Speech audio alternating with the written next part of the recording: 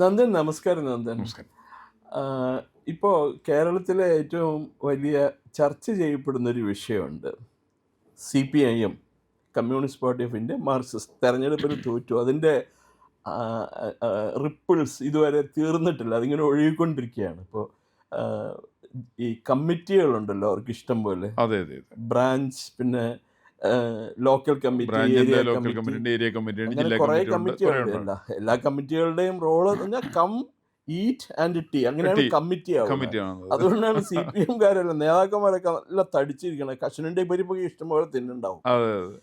അപ്പം ഈ കമ്മിറ്റികളുടെ മീറ്റിംഗ് കൂടിയപ്പോഴൊക്കെ ഞാൻ പത്രങ്ങളിൽ കണ്ടത് പിണറായി വിജയനും ഗോവിന്ദനും അതുപോലെ ഈ എന്താ KK രാഗേഷ് അയാൾക്കൊക്കെ എതിരെ ഭയങ്കര വിമർശനം പാർട്ടി അണികളിൽ നിന്നുണ്ടായിരുന്നു എന്ന് പറയുന്നുണ്ട്. അവർ മാറണം, നേതൃത്വ മാറ്റം, നേതൃമാറ്റം എന്താന്ന് വെച്ചാൽ അങ്ങനെ ലീഡർഷിപ്പ് ചേഞ്ച് ഒരു അനിവാര്യമാണ് കേരള CPM എന്നാണ് ഈ കം, ഈറ്റ് ആൻഡ് ടീ യോഗങ്ങളിൽ പൊതുവെ കേട്ടതായിട്ട് എല്ലാ പത്രങ്ങളിലും ഹെഡ്ലൈൻ വാർത്തയായിരുന്നു. പക്ഷേ സംസ്ഥാന കമ്മിറ്റി കൂടിയപ്പോഴും പിന്നെ സ്റ്റേറ്റ് സെക്രട്ടേറിയറ്റ് കൂടിയപ്പോൾ അത് തള്ളിക്കളഞ്ഞു. അവർ പറഞ്ഞു മുഴുവൻ അണികൾ വേണ്ട രീതിയിൽ വർക്ക് ചെയ്തില്ല, അതുകൊണ്ടാണ് CPM തോറ്റതെന്ന് പറയുന്നത്. വളരെ കൗതുകം തോന്നി. അത് നമ്മുടെ ഈ എന്താ ഗോവിന്ദനാണ് പത്രസമ്മേളനം നടത്തി പറഞ്ഞത്. ഈ ഗോവിന്ദൻ്റെ തമാശ എന്ന് പറഞ്ഞാൽ, ഗോവിന്ദനെ പണ്ട് എറണാകുളം നല്ല തമാശക്കാരനാണ്. ഗോവിന്ദൻ എറണാകുളം ജില്ലാ സെക്രട്ടറി ആയിരുന്നു കുറച്ചാൾ ചാർജിൽ. അതോടുകൂടി പൊളിച്ച് കൈ കൊടുത്തു. അതെ, ഇവിടുത്തെ അടിയന്തരം നടത്തിയിട്ട് പുള്ളിങ്ങോട്ട് പോയതേ. അപ്പൊ അതുപോലെ CPM-ന്റെ അടിയന്തരം മുമ്പിൽ നടത്തും എടുത്തെങ്ങാനും അല്ല, അതിന് വലിയ സാധ്യതയുണ്ട്. കാരണം ഇപ്പോൾ CPM-നെ സംബന്ധിച്ച് ഞാൻ മനസ്സിലാക്കുന്നത് കമ്മ്യൂണിസ്റ്റ് പാർട്ടികളുടെ ഒരു പൊതു സ്വഭാവമുണ്ട്. കമ്മ്യൂണിസ്റ്റ് പാർട്ടി വളരെ ശക്തമാണെങ്കിൽ, അതിന് വലിയ കരുത്തുണ്ടെങ്കിൽ, അതിന് ഭരണമുണ്ടെങ്കിൽ ആരും ഒന്നിനെ എതിർക്കില്ല. നല്ല എക്സാമ്പിളാണ് സ്റ്റാലിൻ. സ്റ്റാലിൻ ഏകദേശം അവിടെ ഭരണത്തിലുണ്ടായിരുന്ന കാലത്ത് എല്ലാവരും സ്റ്റാലിൻ്റെ പണിയാളന്മാരാണ്. എല്ലാവരും സ്റ്റാലിൻ എന്ന് പറഞ്ഞിട്ടുണ്ടെങ്കിൽ ദൈവത്തിനേക്കാളും വലിയ ആളാണ്, ലെനിനേക്കാളും വലിയ ആൾ സ്റ്റാലിനാണ്. സ്റ്റാലിനെ പ്രകീർത്തിക്കുന്നതാണ് ലോകത്തിലെ എല്ലാ രാജ്യത്തുള്ള കമ്മ്യൂണിസ്റ്റുകാരുടെ പരിപാടി. അത് അവിടുത്തെ മാത്രമല്ല, റഷ്യയിൽ അങ്ങനെയായിരുന്നു, ഇന്ത്യയിലെ കമ്മ്യൂണിസ്റ്റുകാർ എങ്ങനെയായിരുന്നു, ചൈനയിലെ കമ്മ്യൂണിസ്റ്റുകാർ എങ്ങനെയായിരുന്നു, ഹംഗറിയിലെയും റുമാനിയയിലെയും പോളണ്ടിലെയും കമ്മ്യൂണിസ്റ്റുകാർ എങ്ങനെയായിരുന്നു. എല്ലാ രാജ്യത്തെയും കമ്മ്യൂണിസ്റ്റുകാർ സ്റ്റാലിനെ വളരെ പുകഴ്ത്തി സംസാരിക്കും. അങ്ങനെ സ്റ്റാലിൻ മരിച്ചു 1950. 1962 അവിടെ യോഗം ഉണ്ടായിരുന്നു. അന്ന് ക്രൂഷ്ചേവാണ് അതിൻ്റെ പാർട്ടിയുടെ ഭരണ തലപ്പത്തുണ്ടായിരുന്നത്. ആ സമയത്ത് ക്രൂഷ്ചേവ് ഒരു യോഗം വിളിച്ചു. എന്നിട്ട് ക്രൂഷ്ചേവ് പറഞ്ഞു, പഴയ കാലത്ത് സ്റ്റാലിൻ്റെ കാലത്ത് ഇവിടെ യാതൊരു ജനാധിപത്യം ഉണ്ടായിരുന്നില്ല, ആളുകൾ മുഴുവൻ അടിച്ചമർത്തുകയായിരുന്നു എന്നൊക്കെ പറഞ്ഞു. അപ്പോൾ അതുകൊണ്ട് ജീവിക്കാൻ നിവൃത്തി ഉണ്ടായിരുന്നില്ല. അപ്പോൾ ഒരാൾ എഴുന്നേറ്റ് എന്നിട്ട് ചോദിച്ചു, ആ കാലത്ത് അങ്ങ് പൊളിറ്റ് ബ്യൂറോയിൽ ഉണ്ടായിരുന്നില്ലേ എന്ന് എഴുന്നേറ്റ് എന്നിട്ട് ചോദിക്കുകയാണ്. ആദ്യം ചില ചോദ്യകർത്താവ് ഇരുന്നു. ആ സമയത്ത് ക്രൂഷ്ചേവ് ഉടനെ അടുത്തിരിക്കുന്ന ഗൺമാനിൽ നിന്ന് തോക്ക് വാങ്ങിച്ചു. എന്നിട്ട് ചോദിച്ചു, ആ ചോദ്യം ചോദിച്ച ആളൊന്നുകൂടി എഴുന്നേൽക്കാൻ പറഞ്ഞു. ഒരാളും എഴുന്നേറ്റില്ല. ആ സമയത്ത് ക്രൂഷ്ചേവിന്റെ കമന്റ് ഉണ്ട്, ഇത് തന്നെയായിരുന്നു അന്ന് ഞങ്ങൾക്കും പറ്റിയത്. ഇതേക്കുറിച്ചൊരു പ്രൊഫസർ MV പൈൽ സാറ് 1969 സമയത്ത്, അദ്ദേഹം 69 79 എനിക്ക് ഓർമ്മയില്ല, മാതൃഭൂമി വാരികയിൽ അദ്ദേഹത്തിന്റെ റഷ്യൻ സന്ദർശനത്തെ കുറിച്ചിട്ട് ഒരു 4 ആഴ്ച നീണ്ടു നിൽക്കുന്ന ലേഖന പരമ്പര ഉണ്ടായിരുന്നു. ആ ലേഖനത്തിൽ അദ്ദേഹം ഇത് പറഞ്ഞിട്ടുണ്ട്. എക്കണോമിക്സ് പ്രൊഫസർ ആയിരുന്നു അദ്ദേഹം. എക്കണോമിക്സ് പ്രൊഫസർ ആയിരുന്നു, കുസാറ്റിലെ പ്രൊഫസർ ആയിരുന്നു, PVC ആയിരുന്നു, പ്രോ വൈസ് ചാൻസലർ ആയിരുന്നു, വലിയൊരു കക്ഷിയാണ്. അദ്ദേഹം അതിനെക്കുറിച്ച് എഴുതിയിട്ടുണ്ട്. ഇതായിരുന്നു കമ്മ്യൂണിസ്റ്റ് പാർട്ടി. കമ്മ്യൂണിസ്റ്റ് പാർട്ടിയിൽ ഭരണത്തിലിരിക്കുന്ന സമയത്ത് ആരും പറയില്ല. അന്ന് ഇപ്പൊ നമുക്ക് കേരളത്തിൽ തന്നെ അവസ്ഥ അറിയാം. കേരളത്തിൽ P കൃഷ്ണപിള്ള കമ്മ്യൂണിസ്റ്റ് പാർട്ടിയുടെ സെക്രട്ടറി ആയിരുന്നു, തിരുവിതാംകൂറിലും സംയുക്ത എല്ലാ സ്ഥലത്തും. അത് കഴിഞ്ഞിട്ട് അവിടുന്ന് സ്ഥാനം, അദ്ദേഹത്തിനെതിരായിട്ട് ചില ആരോപണങ്ങളൊക്കെ വന്നു.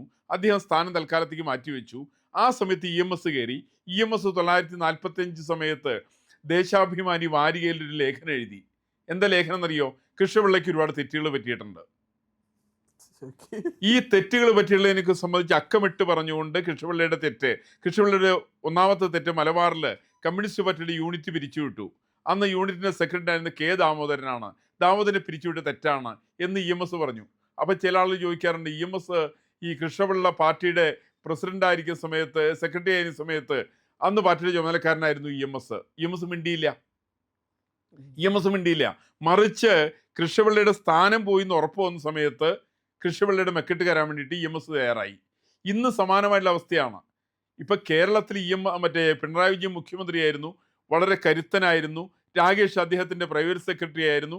പിണറായി മറ്റേ ഇയാള് ഗോവിന്ദ മാഷാണോ ഇല്ലെന്ന് എനിക്കറിയില്ല കേട്ടോ. ഡ്രിൽ മാസ്റ്റർ ആണ് സ്കൂളിൽ. അയാൾക്ക് അറിയാവുന്നൊരു പണി ഈ ഇത്തരത്തിൽ തട്ടിക്കൂട്ട് ഏർപ്പാടാണ്.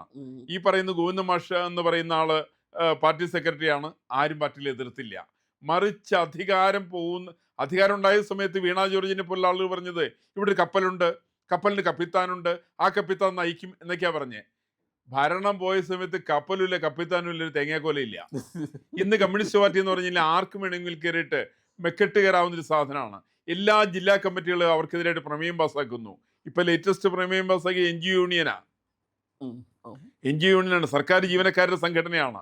ഈ സർക്കാർ ജീവനക്കാരുടെ സംഘടനയ്ക്ക് ഒരു ചരിത്രമുണ്ട്. 1975 ശ്രീമതി ഇന്ദിരാഗാന്ധി അടിയന്തരാവസ്ഥ പ്രഖ്യാപിച്ചു.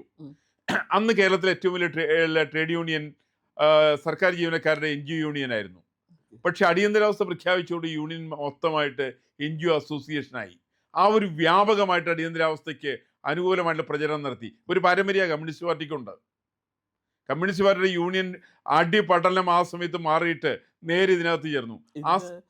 നന്ദിനൊരു കാര്യം അറിയോ, അടിയന്തരാവസ്ഥ കാലത്ത് നടന്നൊരു സംഭവമാണ്.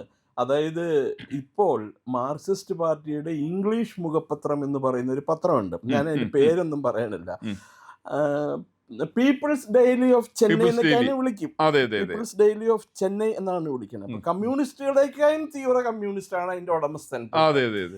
അപ്പോ ഈ അടിയന്തരാവസ്ഥ പ്രഖ്യാപിച്ച ഉടനെ തന്നെ ഈ പത്രത്തിന്റെ ഉടമസ്ഥനും എഡിറ്ററും എല്ലാവരും കൂടി പോയി ഇന്ദിരാഗാന്ധിക്ക് മാലയിട്ടു. ഡൽഹിയിൽ പോയിട്ട്, നിങ്ങളാണ് ഏറ്റവും വലിയ ജനാധിപത്യ സംരക്ഷക, ഞങ്ങളുടെ അനുമോദനം സ്വീകരിച്ചാലും എന്ന് പറഞ്ഞ് പോയി മാലയിട്ട് ഒരു റെപ്രസെന്റേഷൻ കൊടുത്തു. ഇതേ രീതി എന്നും തുടരണം എന്നും പറഞ്ഞുകൊണ്ട് പറഞ്ഞു. അല്ല, അതിനൊരു കാരണം എന്ന് വെച്ചിട്ടുണ്ടെങ്കിൽ ഈ അടിയന്തരാവസ്ഥ പ്രഖ്യാപിച്ച സമയത്ത് ഇന്ത്യയിലെ 1975 ജൂൺ മാസം 25-ാം തീയതി അർദ്ധരാത്രി 11:45 അടിയന്തരാവസ്ഥ പ്രഖ്യാപിക്കുന്നത്. അടിയന്തരാവസ്ഥ പ്രഖ്യാപിച്ച ശ്രീമതി ഇന്ദിരാഗാന്ധി കേരളത്തിലേക്ക് അന്ന് കേരളത്തിന്റെ മുഖ്യമന്ത്രി അദ്ദേഹത്തെ വിളിക്കുകയാണ്. എന്നിട്ട് പറയുന്നത് ഇതിന്റെ അംഗീകാരം മേടിക്കണമെങ്കിൽ എവിടെ പോകണമെന്നറിയോ? സോവിയറ്റ് റഷ്യയിൽ പോകണം. ആ സോവിയറ്റ് റഷ്യയിലേക്ക് 3-ാം ദിവസം 27-ാം തീയതി അതിരാവിലെയുള്ള ഫ്ലൈറ്റിന് ഇവിടുന്ന് റഷ്യയിലേക്ക് പോയുള്ള ആളുടെ പേര് C. അച്യുതമേനോൻ എന്നാണ്. ഇത് പറഞ്ഞു വെച്ച് ഇന്ദിരാഗാന്ധിയാണ്, ചേലാട്ട് അച്യുതമേനോൻ. ഈ അച്യുതമേനോൻ അവിടെ പോയിട്ട് അനുവാദം വാങ്ങിച്ച് തിരിച്ചു വന്നതിന് ശേഷം എല്ലാ കമ്മ്യൂണിസ്റ്റുകാരും പറഞ്ഞു. അപ്പോഴാണ് പീപ്പിൾസ് ഡെയിലിയൊക്കെ പറഞ്ഞത് ഇനി ഞങ്ങൾക്ക് കുഴപ്പമില്ല, കാരണം സോവിയറ്റ് റഷ്യയുടെ അംഗീകാരം കിട്ടി. അങ്ങനെ സോവിയറ്റ് റഷ്യയുടെ അംഗീകാരം കിട്ടിയിട്ട് അടിയന്തരാവസ്ഥയ്ക്ക് ജനാധിപത്യ മുഖമുണ്ടെന്നുള്ളത് കമ്മ്യൂണിസ്റ്റ് പാർട്ടി തിരിച്ചറിഞ്ഞതാണ്. അതിനെക്കുറിച്ചിട്ട് അരുൺ ഷൗറിന്റെ ഒരു പുസ്തകമുണ്ട്, the eminent historians their technique their line their fraud എന്നാണ് പുസ്തകത്തിന്റെ പേര്. ആ പുസ്തകത്തിനകത്ത് അരുൺ ഷൗറി വ്യക്തമായിട്ട് പറഞ്ഞിട്ടുണ്ട്. കാരണം ഈ പീപ്പിൾസ് ഡെയിലി എന്ന് പറയുന്ന കമ്മ്യൂണിസ്റ്റ് പാർട്ടിയുടെ പത്രം ഇവർ സ്വന്തം ചെലവിൽ ജീവിക്കുന്ന പത്രമല്ല. ഇതിന്റെ വരുമാനം മുഴുവൻ സോവിയറ്റ് റഷ്യയിൽ നിന്ന് കൊടുക്കുന്നതാണ്. പിന്നെ പിൽക്കാലത്ത് അവർക്ക് ചൈനന്നായി. അങ്ങനെ വരുമാനം കിട്ടിയിരിക്കുന്ന ആളുകൾ സ്വന്തം യജമാനു വേണ്ടിയിട്ട് കുഴലൂത്ത് നടത്തുന്ന പ്രസ്ഥാനമായിട്ട് ഈ പറയുന്ന പീപ്പിൾസ് ഡെയിലിയും ഫ്രണ്ട് ലൈനും എല്ലാം മാറിയിട്ടുണ്ടെന്ന് കൃത്യമായിട്ട് അരുൺ ഷൗറി അതിനകത്ത് പറഞ്ഞിട്ടുണ്ട്. അപ്പം അങ്ങനത്തെ ഒരു വലിയൊരു പാരമ്പര്യ കമ്മ്യൂണിസ്റ്റ് പാർട്ടിയെ സംബന്ധിച്ചുള്ളത്.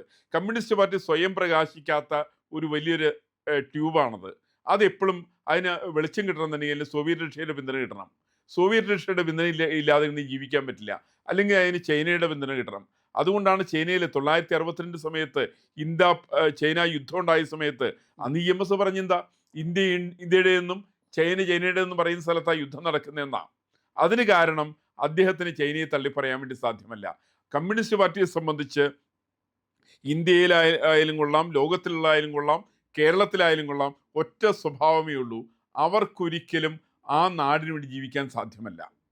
അവരെപ്പോഴും ഒരു പരാന്നഭോജികളാണ്, അവർ ഇത്തിക്കണ്ണികളാണ്. അതുകൊണ്ടാണ് പലപ്പോഴും പറയാറുണ്ട് കമ്മ്യൂണിസ്റ്റുകാർ പറയാറുണ്ട് ലോകത്തിന്റെ വസന്തമാണെന്ന്. പക്ഷെ ഞാൻ പറയുന്നത് കമ്മ്യൂണിസ്റ്റ് എന്ന് പറഞ്ഞാൽ ലോകത്തിന്റെ വസന്തയാണ് ആണത്. ഈ വസന്ത പിടിച്ച കോഴിയുടെ അവസ്ഥയാണത്. വസന്ത പിടിച്ച കോഴിക്കൊരിക്കലും നിലനിൽക്കാൻ സാധ്യമല്ല. കമ്മ്യൂണിസ്റ്റ് പാർട്ടി അത്തരത്തിൽ തന്നെയാണ്. ഭരണമില്ലാത്ത കമ്മ്യൂണിസ്റ്റ് പാർട്ടിയെ ആർക്ക് വേണമെങ്കിലും വിമർശിക്കാം, വേണമെങ്കിൽ ഈ ഓടിച്ചിട്ട് തല്ലാന്നൊക്കെ പറയില്ലേ, ഈ നാട്ടിലെ കുടിച്ചുപെട്ടികളുടെ അവസ്ഥയാണ് കമ്മ്യൂണിസ്റ്റ് പാർട്ടിക്ക്. ആ കമ്മ്യൂണിസ്റ്റ് പാർട്ടി കുടിച്ചുപെട്ടികളെ എല്ലാ പിള്ളേരും കല്ലെറിയും. ഈ സാധാരണ നാട്ടിൽ കണ്ടല്ലേ കുടിച്ചുപെട്ടി വാലക്ക് ചുരുട്ടി വെച്ചുള്ള സാധനമുണ്ട്. ആ പട്ടികളെ എല്ലാ പിള്ളേരും വരെ കല്ലെറിയും. കാരണം അത് ആരും കടിക്കൂല, അത് കരഞ്ഞുകൊണ്ട് ഓടിപ്പോവും. ഇന്ന് കമ്മ്യൂണിസ്റ്റ് പാർട്ടിയുടെ കേരളത്തിലെ അവസ്ഥ ഈ കുടിച്ചിപ്പട്ടിയുടെ അവസ്ഥയാണ്. അതിനാർക്ക് വേണമെങ്കിലും തല്ലാം, അതിനാർക്ക് വേണമെങ്കിലും കൂവാം, അതിനാർക്ക് വേണമെങ്കിൽ കല്ലെറിയാം, അതിനാർക്ക് വേണമെങ്കിലും അടിച്ചോടിക്കാം. ഒരു പ്രശ്നമില്ല. കാരണം കമ്മ്യൂണിസ്റ്റ് പാർട്ടി അത്രയും ദുർബലമാണ്. അതുകൊണ്ട് കമ്മ്യൂണിസ്റ്റ് നേതാക്കന്മാരും ദുർബലമാണ്. പിണറായി വിജയൻ വളരെ ദുർബലനാണ്. അദ്ദേഹത്തിൻ്റെ വീടിന് നേർക്ക് ഇപ്പോൾ റെയ്ഡ് നടന്ന സമയത്ത് അദ്ദേഹം കരഞ്ഞുകൊണ്ട് ആളുകൾ വിളിച്ചു കൂട്ടുകയാണ്.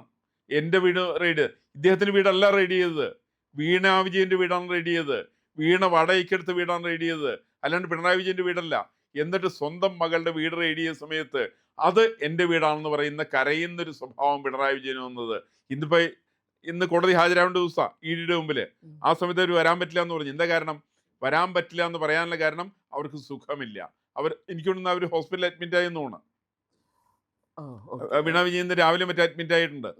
അങ്ങനെയുള്ള കാപട്യം നിറഞ്ഞ, കളവ് നിറഞ്ഞ പ്രത്യയശാസ്ത്രങ്ങളെ അതിന് വലിയ പ്രചാരം കൊടുക്കുന്ന പ്രസ്ഥാന നിലയിലേക്ക് കമ്മ്യൂണിസ്റ്റ് പാർട്ടിക്ക് സത്യത്തിൽ നിലനിൽപ്പില്ല. നന്ദൻ, ഒരു കാര്യം ഓർമ്മയുണ്ട്, 1977 മൊറാർജി ദേശായി അധികാരത്തിൽ വന്നു, പ്രധാനമന്ത്രിയായി. അപ്പൊ അദ്ദേഹത്തോട് ചോദിച്ചു, മൊറാർജി പൊതുവെ ഒരു കമ്മ്യൂണിസ്റ്റ് വിരുദ്ധനാണെന്നായിട്ടാണ് അദ്ദേഹത്തെ വിശേഷിപ്പിക്കുന്നത്, നിങ്ങൾ കമ്മ്യൂണിസ്റ്റുകളുടെ സഹായം തേടുവോ ഒരു എമർജൻസി സിറ്റുവേഷൻ വന്നാന്ന് ചോദിച്ചപ്പോൾ അദ്ദേഹം പറഞ്ഞു, എനിക്ക് ട്രോജൻ കുതിരകളുടെ സഹായം ആവശ്യമില്ല. ഈ ട്രോജൻ കുതിര എന്നുള്ള വാക്ക് ആദ്യം പറഞ്ഞ് പണ്ഡിറ്റ് ജവഹർലാൽ നെഹ്റു ആണ് കേട്ടോ. പണ്ഡിറ്റ് ജവഹർലാൽ നെഹ്റുവാണ് കമ്മ്യൂണിസ്റ്റുകളെ കുറിച്ച് പറഞ്ഞത് ട്രോജൻ കുതിരയാണ്. അത് കഴിഞ്ഞിട്ടാണ് കമ്മ്യൂണിസ്റ്റ് പാർട്ടി പിന്നെ ചില സഖ്യങ്ങളൊക്കെ ഉണ്ടാക്കുന്നത് ശരിയാണെങ്കിലും നെഹ്റുവാണ് ഇവര് ട്രോജൻ കുതിര എന്ന് ആദ്യം വിളിച്ചതാണ്. ട്രോജൻ കുതിര എന്ന് വെച്ചാൽ ചത്ത കുതിര. ഇത് ചത്ത കുതിരയാണ് ഈ സാധനം. ഈ ചത്ത കുതിരയ്ക്ക് ജീവൻ വെപ്പിച്ചത് പിൽക്കാലത്ത് കോൺഗ്രസ്സുകാരൊക്കെ ആണെങ്കിൽ പോലും അത് ചത്ത കുതിര തന്നെയാണ്. ഇപ്പൊ കേരളത്തെ സംബന്ധിച്ച് കുതിര ചത്തു കഴിഞ്ഞു എന്നാണ് നമുക്ക് മനസ്സിലാക്കാൻ സാധിക്കുന്നത്. ഇനി പ്രതീക്ഷയൊന്നും ഇല്ല കമ്മ്യൂണിസ്റ്റ് പാർട്ടി മാർക്സിസ്റ്റിന്. കഴിഞ്ഞു, അതിന്റെ അടിയന്തരം കഴിഞ്ഞു. അതിന്റെ തന്നെ നേതാക്കന്മാരാണ് ഈ അടിയന്തരം നടത്താനായിട്ട് മുൻപന്തിയിൽ അവർ നേതാക്കന്മാരാണത്. അതിന്റെ അടിയന്തരം കഴിഞ്ഞു. പ്രിയമുള്ളവരെ, നമ്മുടെ ചാനൽ ഒരുപാട് പേർ കാണുന്നുണ്ട്. കാണുന്നവരോടെല്ലാം നമുക്ക് വലിയ സ്നേഹവുമുണ്ട്. അവരൊക്കെ നമ്മുടെ ചാനലിനെ കുറിച്ച് ഒരുപാട് പേരോട് പറയുന്നുമുണ്ട്. പക്ഷേ ഒരു കാര്യം, നമ്മൾ കാണുന്നവരുടെ എണ്ണം അനുസരിച്ച് ചാനലിൻ്റെ സബ്സ്ക്രിപ്ഷൻ കൂടുന്നില്ല. എന്താ കാര്യം എന്നറിയാമോ? നമ്മൾ കണ്ടിട്ട് അങ്ങ് പെട്ടെന്ന് തിരിച്ചു പോവുക. പക്ഷേ കണ്ടതിന് ശേഷം ഒരു നിമിഷം നിൽക്കുക. നമ്മുടെ ചാനലിൻ്റെ IND എന്ന് പറയുന്ന ലോഗോ ഇല്ലേ, അവിടെ ഒന്ന് വിരലമർത്തിയാൽ ചാനലിൻ്റെ ഫീഡ് തുറന്നു വരും. അവിടെ സബ്സ്ക്രൈബ് എന്നൊരു നീല നിറത്തിലുള്ള ബാറുണ്ട്, അവിടെ ജസ്റ്റ് ഒന്ന് തൊടുക. തൊട്ടടുത്തൊരു മണിയുടെ ചിത്രമുണ്ട്, ബെല്ലൈക്കൺ, അവിടെ ഒന്ന് തൊട്ടാൽ നിങ്ങൾക്ക് നമ്മുടെ എല്ലാ വീഡിയോകളും കാണാനുള്ള നോട്ടിഫിക്കേഷൻ കിട്ടും. മാത്രമല്ല ചാനലിൻ്റെ ഒരു സബ്സ്ക്രൈബറായി മാറുകയും ചെയ്യും. അത് ഞങ്ങൾക്ക് വലിയ സഹായമായിരിക്കും. ഉറപ്പായിട്ടും അത് ചെയ്തിട്ടില്ല എങ്കിൽ ഇപ്പോൾ തന്നെ ഒന്ന് ചെയ്യണേ.